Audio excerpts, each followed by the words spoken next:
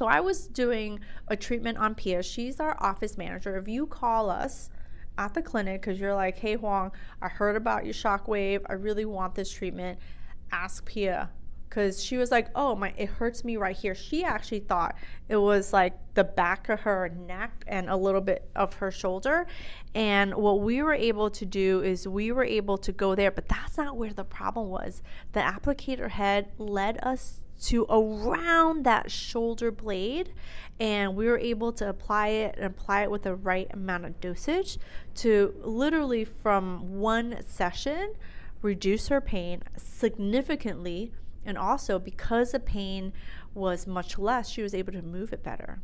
She was able to sleep better.